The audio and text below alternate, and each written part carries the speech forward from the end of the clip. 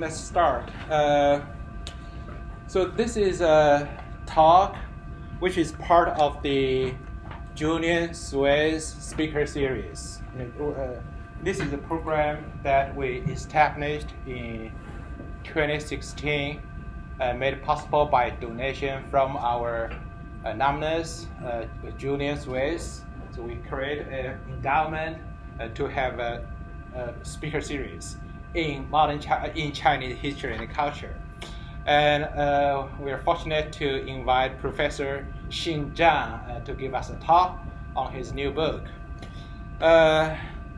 So Professor Zhang is a native of Shanghai, and he got his PhD from University of Chicago in 1991.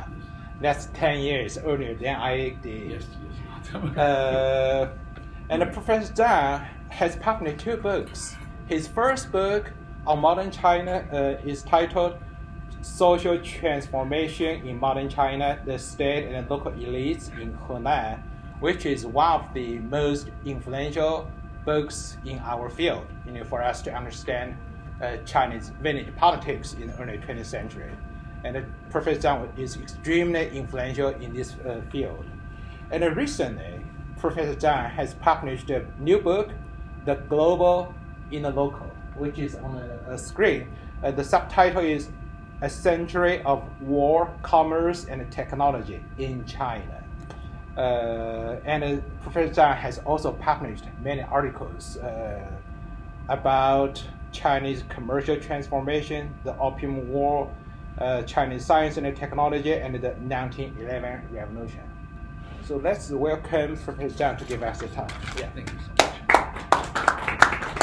much. It's such a pleasure to be here in such a nice place, and the University of Texas is Austin is such a beautiful university.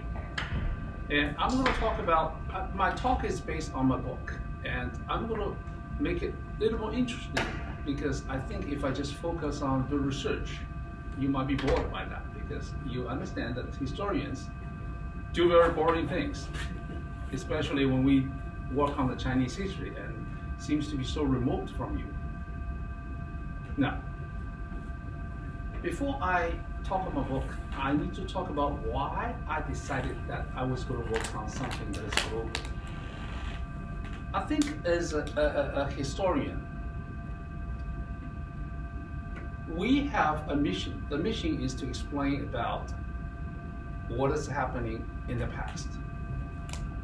But at the back of my mind, I think that mission is related to what I want to do in my life, is to understand what the world is about currently. Why the globe? Because in recent years, we use the word globe a lot more often than it used to be. We used to use the word world, and now we use the word globe for one particular reason, that we see more of the connections among different parts of the world. That makes us believe that we are now living in the globe rather than living in the world. There are several things that we have to think about when we try to understand this globe. First is the linkage. Linkage is the key to the study that I've done. I'm going to show it to you. What do I mean? Secondly, we understand that when we talk about globe, that as an entity itself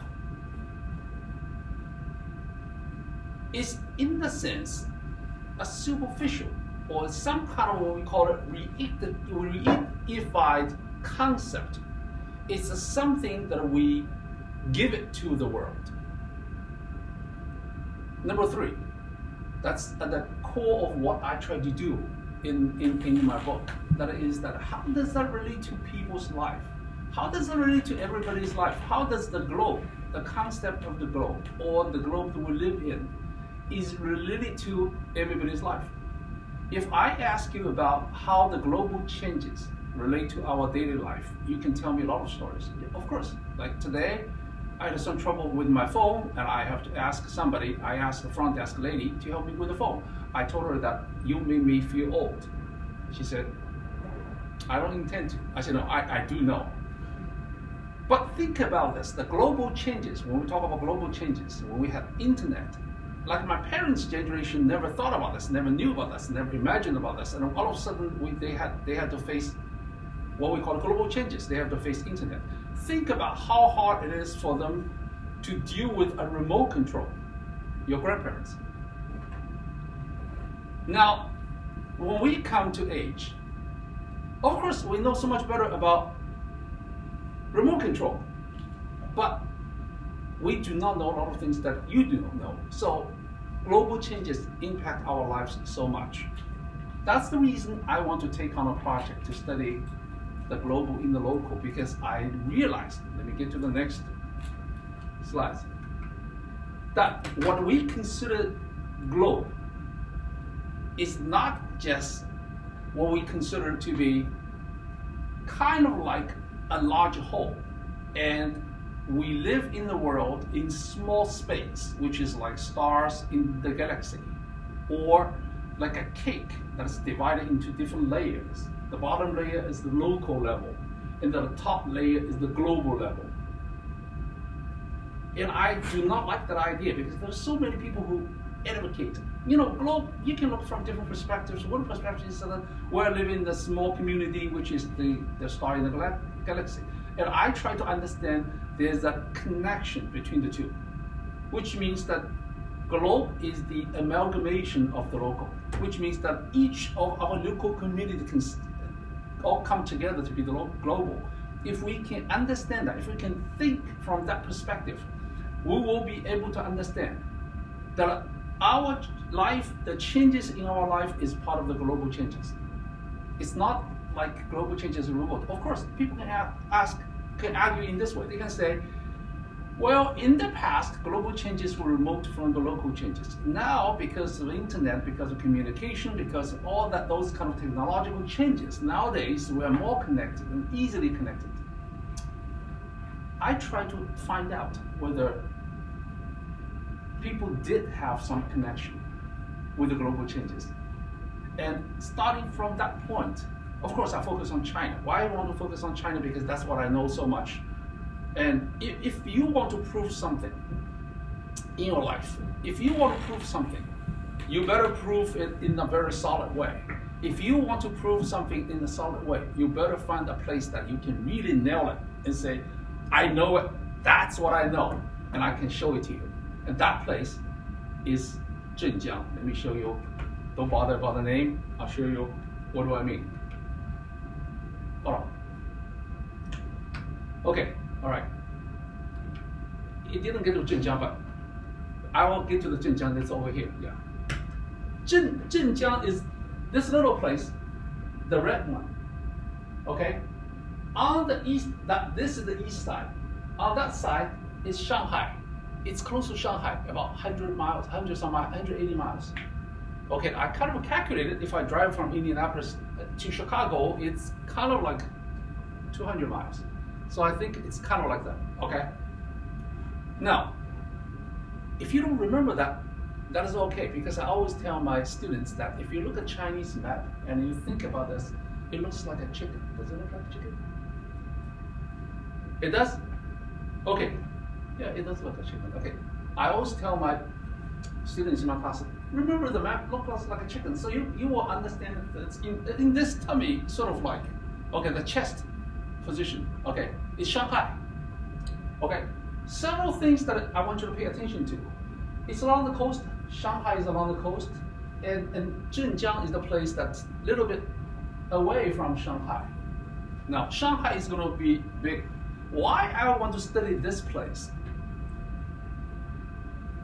I was from Shanghai. It didn't give me any reason to study this place. It's just because I try to find a place that I can work on the urban changes. And I do not want to work on the big cities, because there's so many people who have written books on Shanghai and all these big cities. I want to study how the people in the medium-sized cities and smaller places, how they cope with the big changes in the world. Think about this. Big cities, like you all know, that they are prone to the changes in the world. Whatever happens in the world, they feel it immediately. What about smaller changes? What I try to understand is how a smaller place in China, medium-sized cities, were affected by the changes in the world, in other parts of the world than in China. Okay. I found out that when we talk about that, there are three world trends or three most important changes in the world at the time. Okay. Number one is the war. Second one is the economic integration. Third one is technological changes. I'm talking about the 19th century. It's kind of like 1800 onward to 1900. I'm talking about 19th century. So if you're studying, I'm so sure you are familiar with the world history. You are familiar with Industrial Revolution. Okay, by the end of 18th century, started to change in Western Europe. Okay, then the 19th century, you see a lot of changes in the world scale. Okay, and three things that emerged in the 19th century and became the leading causes of change of that period of time. One is war, because of modern imperialism. Now, what do I mean, modern imperialism? Modern imperialism, I mean, there were imperialism in the past that people conquer, did all kinds of things. The modern imperialism was very much started from Western Europe and was very much reliant on the machine, reliant on their inventions of new weapons. So it's more effective for them to conquer somebody else. Is much more effective. Okay. For example, they will be able to use steamship. Okay, to access a lot of places. For example, in Africa, the British will be able to use steamship to ship their British soldiers into African territory. So that is what we call modern imperialism. And China was not part of that until the British invaded China, 1839. So China was subject to modern imperialism in the 19th century, 1839. Okay, and Opium War was not the only war in the world at the time. It was not just the colonization of the process that we can see in Europe was growing strong at the time. Of course, colonization, if you really try to define what is colonization, you go back. Okay, we can find many history, even started from Portuguese before the Netherlands. Okay, and then the British and all of that. Okay, so there were so many things that were going on at the time that were caused by modern imperialism. The second one is economic integration. This is something that we see today very clearly, that we do see the economic integration nowadays everywhere, and it's very easy for us to understand the economic integration as the result of the global changes. And part of that change is technological change. We'll talk about it in a minute. So economic integration, that what I try to find out is how China was completely affected by the economic integration that was occurring in the world scale, global scale. Because it was not that China was integrated, other parts of the world were integrated. Part of that had to do with the modern imperialism and the technology, not the technology. Of course, we all know that Europeans, Western Europeans, developed this mechanized technology. What did they do is that they use that technology to their advantage. They could come out and do all kinds of things, compete with Chinese. Steamship, for example. The steamship came to China not as something for transportation. Of course, it was for transportation of the troops. There's a boat which its name is Nemesis. It sounds kind of, well, when I talk to people, my students about this, they say, well, that's a very cool name. Yes, it is a very cool name. It's called Nemesis. That boat was designed by some commercial people in England for the purpose of attacking China. The commercial people thought it's a good opportunity for them to invent something like this and read it to the British government and have them pay for this and use it in China. Now, what did Nemesis do? Nemesis, I could have pictures more of that, but this is not Nemesis. What did it do? Number one, the steamship has a propel sort of like a wheel. I always want to go to a place called Louisville, Kentucky, and there's a steamship museum. It's kind of close to where I live. It's like three hours and 30 minutes of driving, but my wife and I never get the chance to ever actually go there. This time when I come back, I promise you I will go there and see those things. So what does the steamship actually do? You know what's interesting? The river that the British tried to get into China, when they reach coastline, no problem. For them to reach coastline, no problem. Big ship come in. Why do they like Shanghai so much? Because they can dock their big ship, also in Shanghai. But if they want to penetrate into Chinese territory, they have to go to the tributary of the Yangtze River. The Yangtze River goes roughly from here and goes like this inland. And it's very difficult to get in. Okay? It's very difficult to get in. It's very sandy. And these steamships with a propelled wheel can do a great job of getting there. They can have speed. They go there muddy places. They have no problem of getting there. Okay, that gave them an advantage. But the key is this, is that not that they use this technology to attack China. What I try to find out is that when they brought these ships into China, they brought steam technology, steam navigation technology into China. So the Chinese for the first time saw those kind of boats. You understand that they've never seen boats like this. They only seen that we call it junk. Junk is not a good name. It's for these kind of like a wooden boat. But it is wooden boat.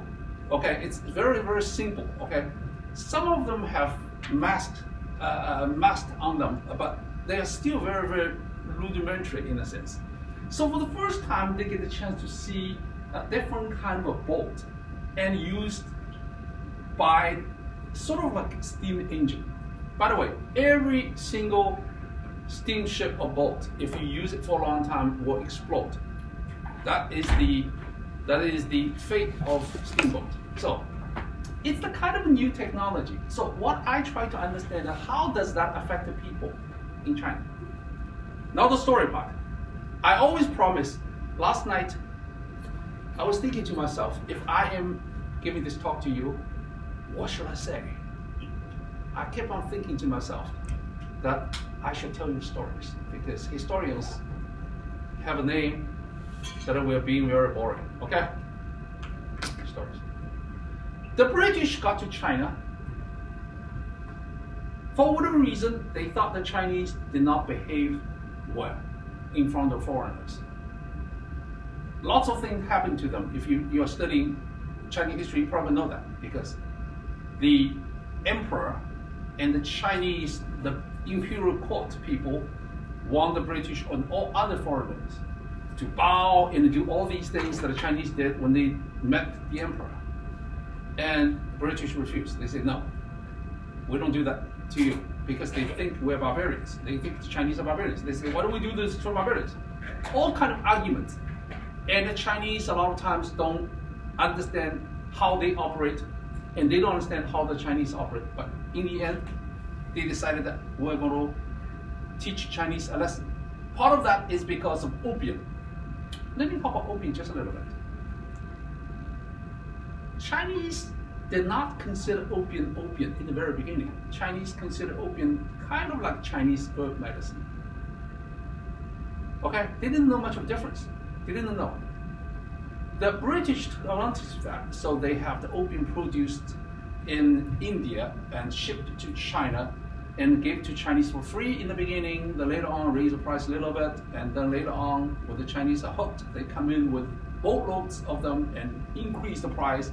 All of a sudden, it becomes so expensive. The Chinese scramble, they buy them, they get whatever it is, and then the emperor realized, because since the Ming Dynasty, late Ming Dynasty, Chinese started to use silver as their currency. So they all of a sudden, because at one point in time, before this all became a real problem, before opium became a real problem for Chinese. Chinese was arguably the wealthiest nation in terms of its holding of silver.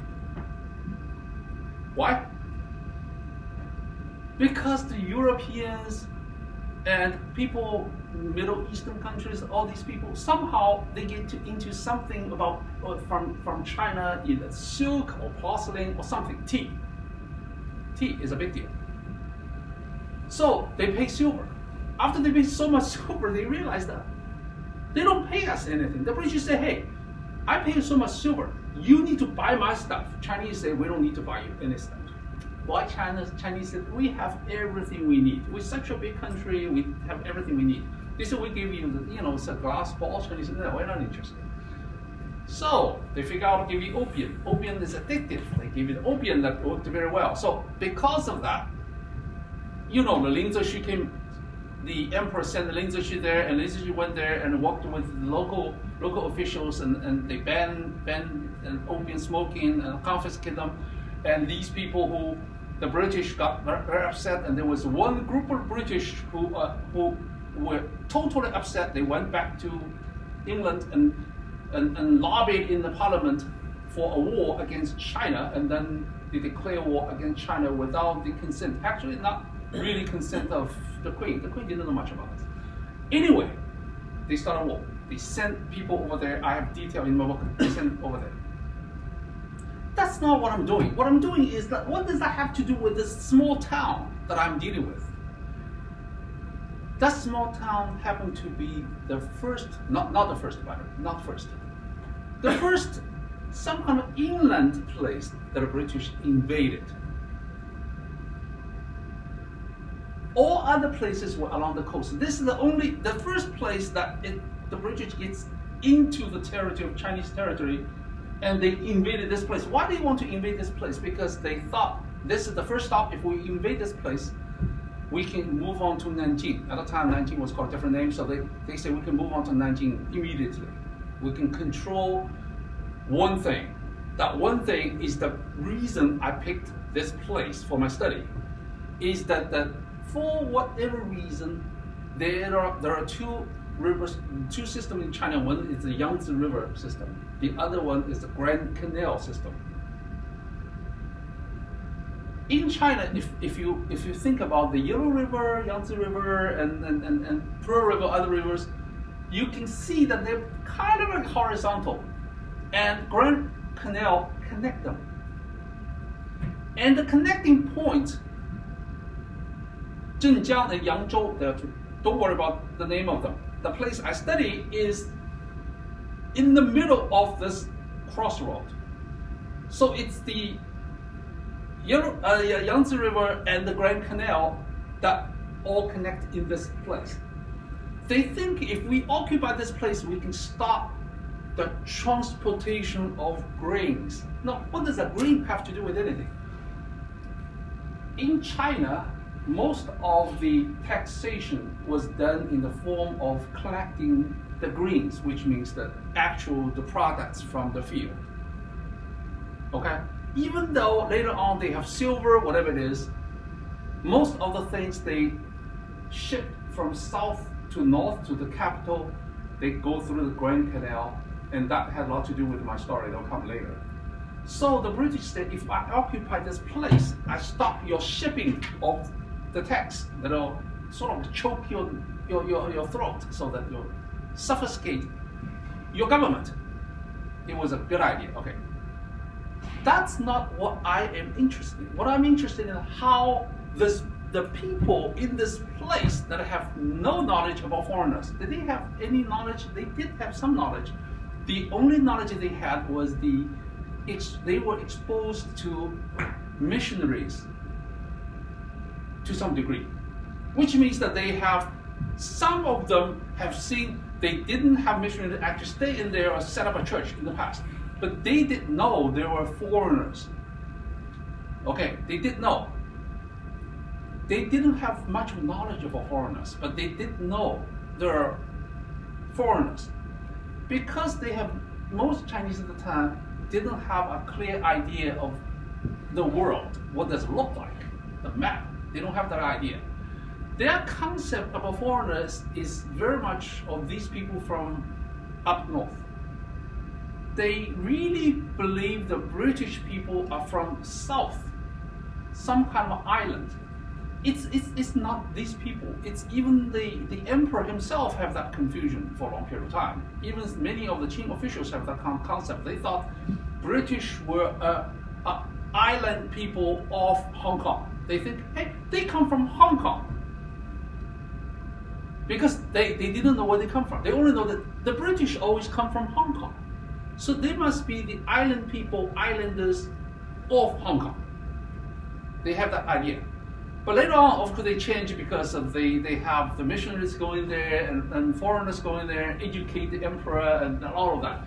But the people in Zhenjiang have no idea. They thought these people maybe from Mongolia, maybe somewhere north, or maybe they don't care about them. They do not have an idea.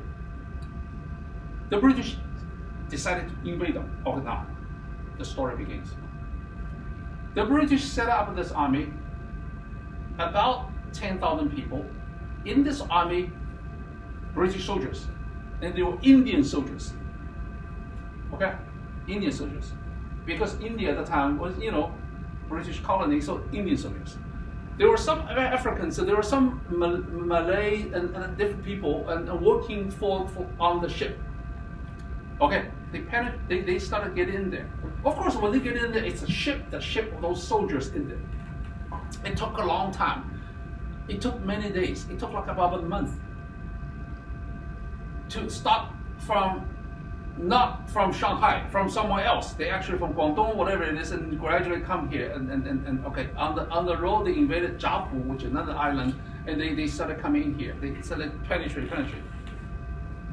When they started coming in, okay, the people started to see those boats come in with the smoke, with the people standing on the boat, and those soldiers, sitting on the boat. It's a slow process. They were looking at the Chinese. They are curious.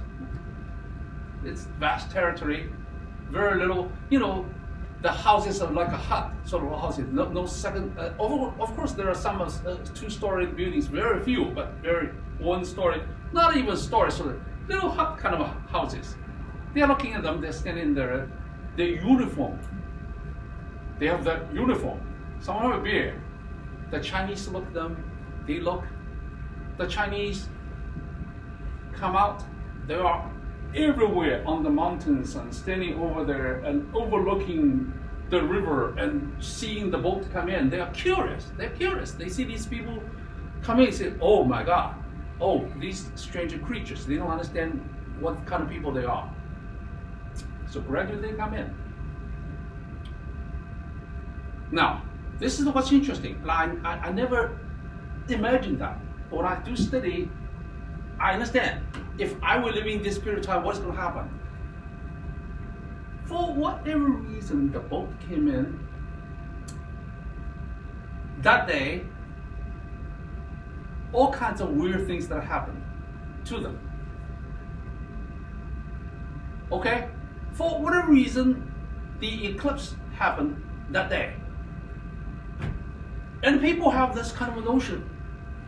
These people who have come in, they don't call them people, these creatures coming in must be real devils. So they what the Chinese do is that at the time, because they have no knowledge about these people, they have spread rumors. They say, oh my God, these people are creatures. Okay, they are come here to destroy us. And they saw these people, they thought if somebody who with a uniform and the neck, the British uniform and officer uniform like this, neck like this, and have the beard coming down, they actually thought their head is so big. Their head grows in the chest. Look really scary. Okay, they look at them and say, oh my God. Lots of rumor. Now, let's talk about what the Chinese do to prepare for this war. The emperor was communicating with the local official. Emperor sent all kinds of officials, very important officials, to this place to defend this place.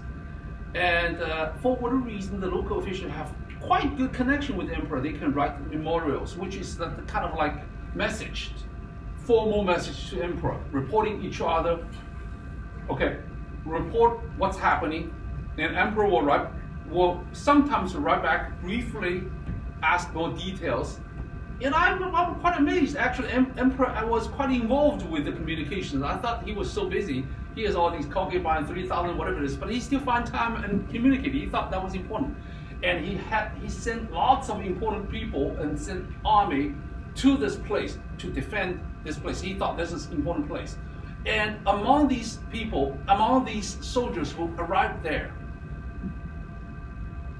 that there's one official locally said, not locally, provincially, official said, I don't trust any people. Remember you asked me the Green Standard Army? They say, we don't trust the Green Standard Army. What we request are the Manchurian soldiers. Okay, so emperor said, okay, I'm going to send 400 of them.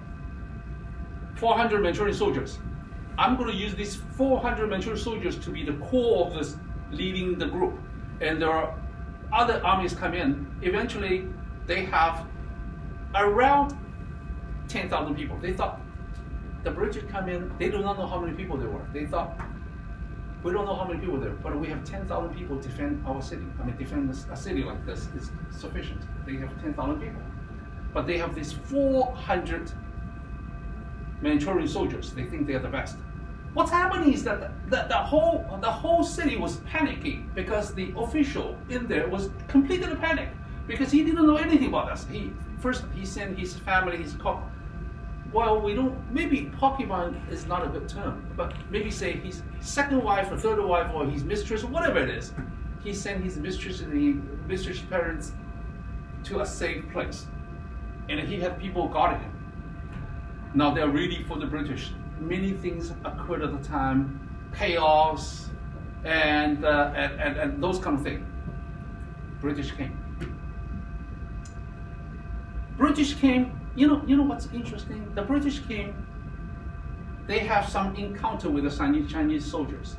The first group of people they encountered was the Green Standard Army. Remember the name, because there are two kinds of armies. One is the Green Standard Army, which the majority of the people in there defending, which is the main Chinese military. The Manchurian Army is a small group of people are considered to be the most powerful. People think they have such a magic power, so they are really the sort of like, if you are watching the modern sort of cartoons, you can imagine they think these people have superpower. Okay. The Green Standard Army were the majority of people. They have some kind of like a local militia didn't work. Local militia, they put together hastily put together local militia. They didn't work. The Green Standard Army was the first group of soldiers who encountered the British. The British didn't know any. We have to understand, British defeated the Chinese all this time before they came to Zhenjiang, so they kind of know how the Chinese will behave in the battlefield. But they still did not know so much about this particular place, the soldiers in this place. So what they saw was the Chinese soldiers that line up and look awesome, look powerful, okay, in their particular kind of uniform, okay, with a hat and all these things, look really powerful. And when they see them, the Chinese soldiers have a huge yell. They yell powerful. Then they start fighting each other. I always thought, before I did the study, that the Chinese soldiers would fight with a big knife and all these spear. Not really. They had a gun. Actually, the Chinese got gun from the Portuguese, and during the Ming Dynasty, they had a gun. The problem is that, when you have a gun, you have to maintain it. Number one, they don't know how to maintain it. They know how to fix a little bit. They don't know how to maintain it. Okay, they have 3 people holding one gun. They invented all kinds of things. Chinese are very smart people. Let me put it this way. They invent a way to carry the gun. They invent a way to load the gun. Okay, let's talk about a typical kind of gun they use called a brown vest. it's the kind of gun you light it. The British improved it, so you can just pull the trigger. It will knock on gunpowder. It shoots out, but you still need to clean it. You still comes back. You need to clean it and put the gunpowder in there, or put the bullets in there and shoot. You know what I'm talking about? It's very, very primitive. Chinese have the same thing, but just old-aged. Actually, the British has improved on this gun when they came to China. They already improved on it. It's much faster. It shoots a lot further. Or I would say it's farther. It's twice as much a distance as the Chinese gun, or more so. At least twice the distance. But the Chinese are very smart. What means smart is that they figure out a way to manipulate this gun so that even though they still have to clean it, whatever it is, they actually use about the same amount of time to get this ready to shoot again. That's kind of smart, okay? So they started fighting. And the Chinese fired the British, British fired the Chinese, and the Chinese fired the British. And the British realized that it's not reaching us. The British are so thrilled, oh my God, it's not reaching us. So they started firing. Then the Chinese soldiers disappeared. Then they went in there, they realized that Chinese soldiers picked the place where they can run away, the easiest way to run away. They figure out a location that they can run away immediately. And so what they found is that, you know when I say the sedan chair, the Chinese have those kind of chair that they have the officials sit in there. Okay, when they find out is that in the ground that's their sedan chair, and they left it and they run. So the British easily marched into the city and they fought. At the city gate, the people actually fought them were the Manchurian soldiers. These people really fought them heroically and died. Okay, you probably think that story is over. No, it's just beginning. Because the British got into Chinese city. They got into city, what they realized. First day, they got in there and lots of looting was happening, all kinds of things. And now who looted? I've done study. The British participated, but local people looted, and people from outside the city looted, and neighbors looted. You know what I'm talking about? It's when something is happening, everybody participated in looting. Okay, and the British, they try to somehow calm the city, whatever it is, and okay. But they all of a sudden realized something was happening in there. They saw lots of suicides of a woman. They didn't realize that in the beginning. For example, they were so thirsty, they go to the Chinese well, how they get the water out, and they drink some water, and they said, it's nice, Chinese water is nice and clean. And the next day, several women float to the top because they were dead in there when they were drinking the water. And they go to house and house, they see many women were killed in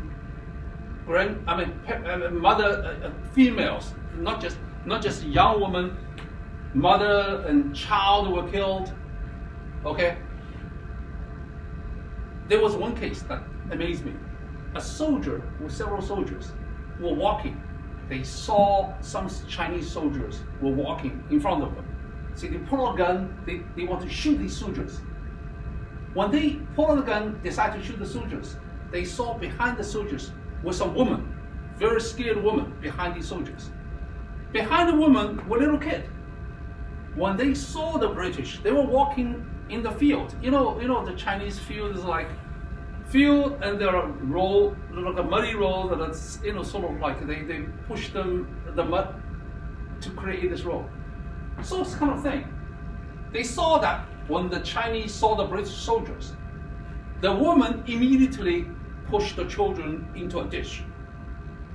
Ditch is full of water, okay? The woman pushed the children to the ditch and let them drown. Then the soldiers pushed the woman into the ditch and pushed the head down until they drowned. then the soldiers themselves jump into the ditch and die. Of course, you can say, why don't they swim? Of this period of time, I don't know for what reason Chinese didn't know how to swim. Chinese don't know how to swim. Okay, I will talk about later on. There will be swimming will become an issue. They don't know how to swim. I don't know why Chinese know. You guys take swimming lessons, okay? They didn't know how to swim. So massively, then they begin to realize, because during the battle they were fighting the Manchurian soldiers. Some Manchurian soldiers fought heroically, but in the middle of the fight, they stopped. They sort of like ran away. So these British were amazed when the Chinese saw that they were losing. They went away. They thought they shouldn't run away because they are so heroic.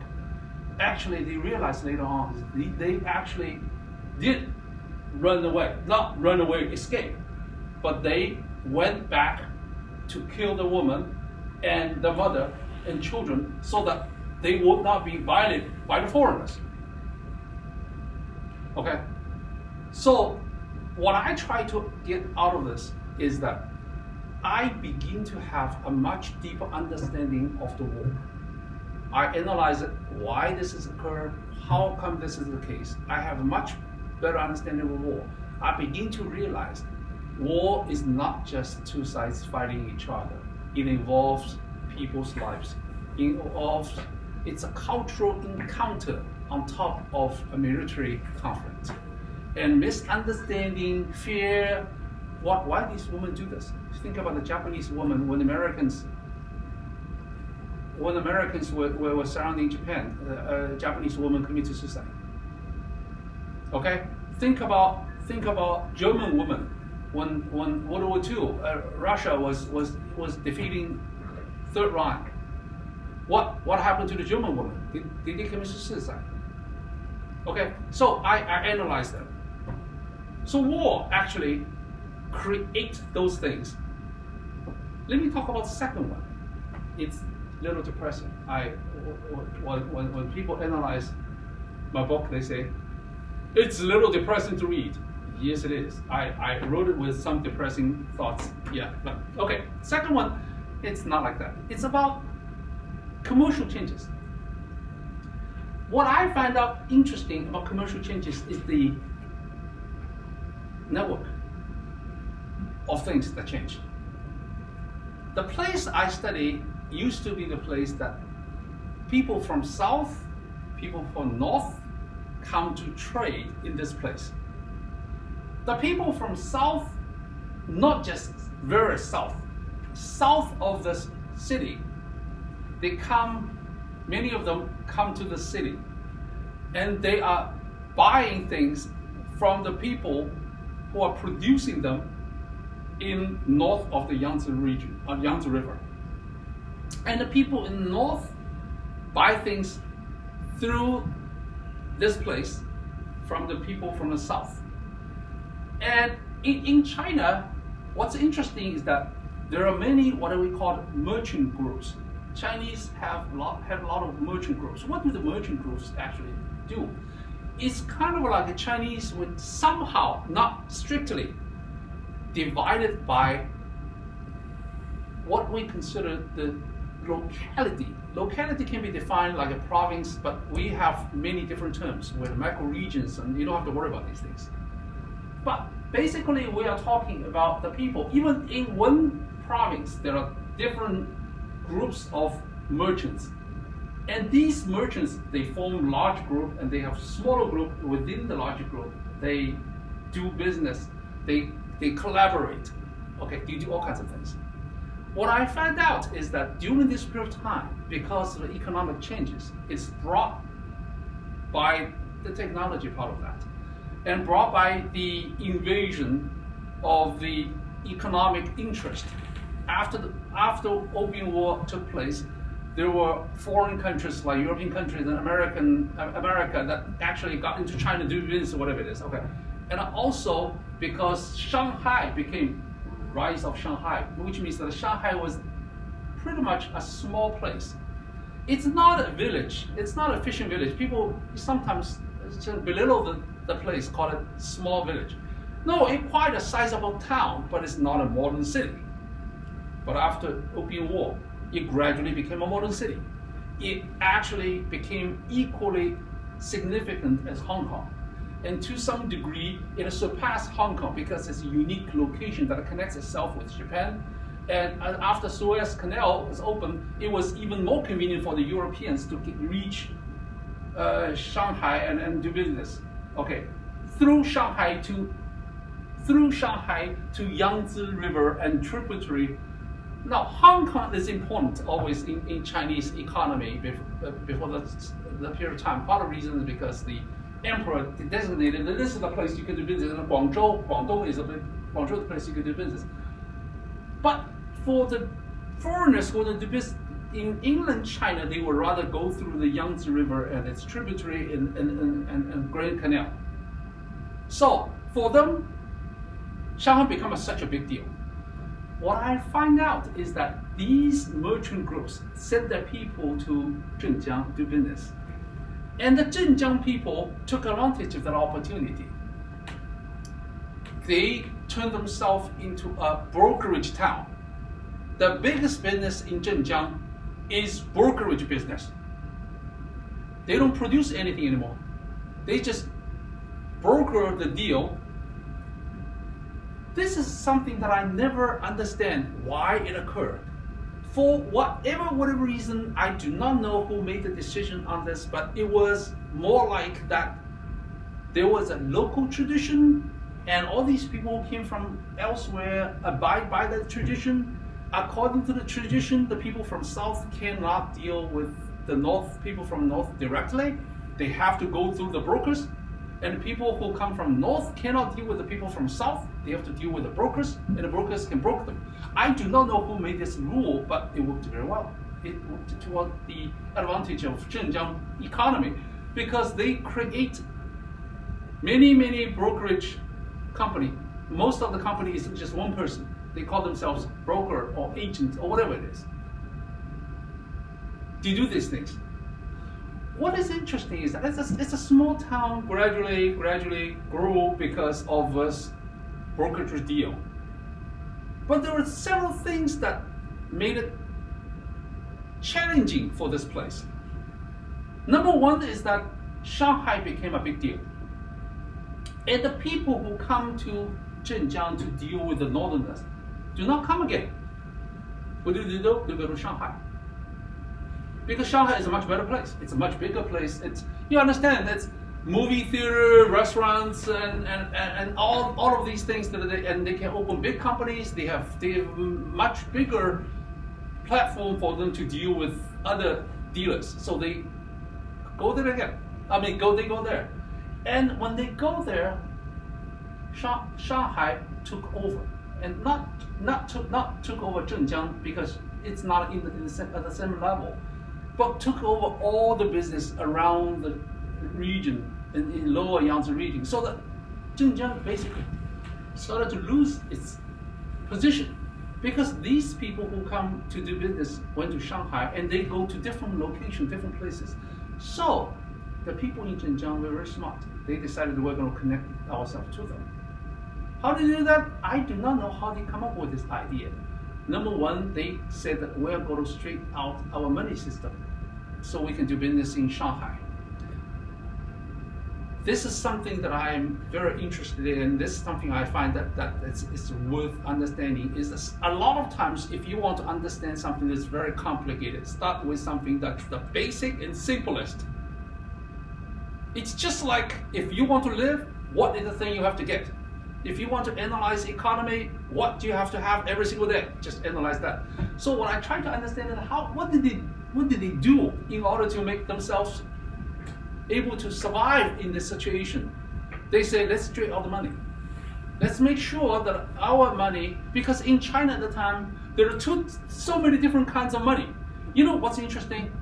At that period, the period of time we're talking about the 19th century or the end of 19th century, Chinese had so many different money, different kinds of money. About silver, different kinds of silver, and different kinds of way of making the silver coin. How do they figure out? They never really figure out how to exchange those kind of things. Do you know what I'm talking about? It's kind of like the people who use this money, people use that money. How do they exchange among them? They never figure that out. But because of that, it will be very difficult for them to do business. There are some scholars who said that, why foreigners cannot really do business with mainland Chinese, not on the coastline. They do not know how to deal with the real Chinese inside of China, because they cannot figure out this money system. They don't know how to who pays what, because every money is different. So the Xinjiang people are very smart. They try to figure out how to do that, and they adopt the concept of credit. They also use methods to deal with that. Okay, and they eventually succeed in that. What I found out is that allows Xinjiang to become a part of a much bigger network of commerce. And also from Xinjiang, I begin to realize that during this period of time, there was a transformation of Chinese commercial system. What is a commercial system? In the past, the commercial system was based on the long distance trade. That's what you're studying. The long distance trade. And the long distance trade was between the macro regions, between big regions. This time, that trade is linked with to Shanghai, and from Shanghai to Japan, and from Japan to elsewhere in Asia or in Europe. They're connected with the rest of the world through this transformation. So I find out that during this period of time, the commercial system in China was completely transformed through this, and Xinjiang play a role. I shouldn't say they play a role of making that happen. They are playing the role of transforming itself. By transforming itself, they transform the place around them, because they become a place that can deal with Shanghai. Then they become secondary cities. They can deal with Shanghai and brought Shanghai products through them to the north of Yangtze River, for example. Now, let me talk about the last one is about technology. The Chinese, for the first time, had a steamboat. I use different words. I used to use the word steamship. Now I use the word steamboat. Why I use the word steamboat? Because it's a lot smaller than the steamship. Chinese were not interested in steamship, because steamship is for the big company. Chinese did have government try to set up a big company, and the Qing dynasty tried to set up a big company and use steamship. That's not the story I'm talking about. I'm talking about steamboat they use for the local people in the tributary of Yangtze River and small places, because that's more convenient for them, it's more useful for them. However, they still have to deal with this new technology. What I try to find out is how they cope with this new technology. One thing they have to cope with the new technology is the accident. Accident is the biggest thing, because people die. For example, one time, one British boat was coming in, and steamboat, and there's somebody who's another steamboat, and saw somebody of his acquaintance, wanted to talk to the person. So the two boats try to get together and meet up and can talk, between the boats. In the middle of that, they bumped one junk. Chinese wood boat was going on. They bumped it. And the people fell into the big Yangtze River, died. Why they died? They don't know how to swim. People don't know how to swim. So, bump into them, they die. And in the middle of doing that, they just watch them die. The local people will, every time something happens, there were so many Chinese on the riverbank and watching, because, Chinese like to watch these things happening. Every single time something happens, people say, oh, something happens. There'll be a big crowd watching them, and they were watching them and see, they watched the Chinese die. They were totally angry. Nothing happened. Okay? There are another case, which is not caused by the British, but the Chinese who were having the boat, and for one reason, somebody who is running the boat tried to compete with another boat, because they think if our boat goes faster, make our company look nice, look better. So he did a little trick and it made the steam engine hotter, exploded. About 80 some people died. Why? Because the hot water spills out when it explodes and people jump into the river. They don't know how to swim. So they die. What do they do? They have to settle these cases. The government has to come in and settle this case. They have to negotiate. What I try to find out, what I try to say is that the boat did bring the convenience to the people, but it brought lots of trouble to the people also. And the people at the time have to struggle with this kind of notion as to whether we like this boat or not, and we should use it or not. And the local business people trying to take advantage of that, and they try to use this boat for their business, they try to use this boat for whatever things they try to achieve. But there are still so many problems of a new technology. It reminds us of something that I live in. When I came to the United States, this is something that I think is kind of always is stuck in my mind.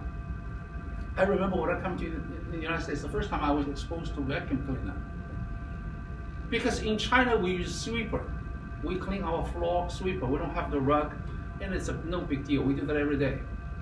In America, you have to vacuum cleaner because you don't use vacuum cleaner. You cannot vacuum the carpet, right? You have the carpet first place. You have a vacuum cleaner. You have to clean the vacuum cleaner. It's heavy. You realize this?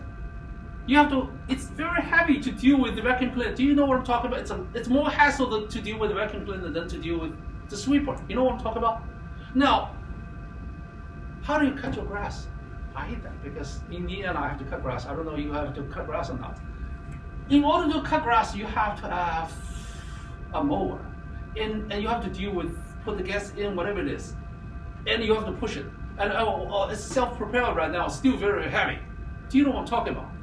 In China, either we don't cut the grass or we don't cut grass in this way. And nowadays, Chinese invented something that's very light, but I'm not using it. I'm so used to the mower.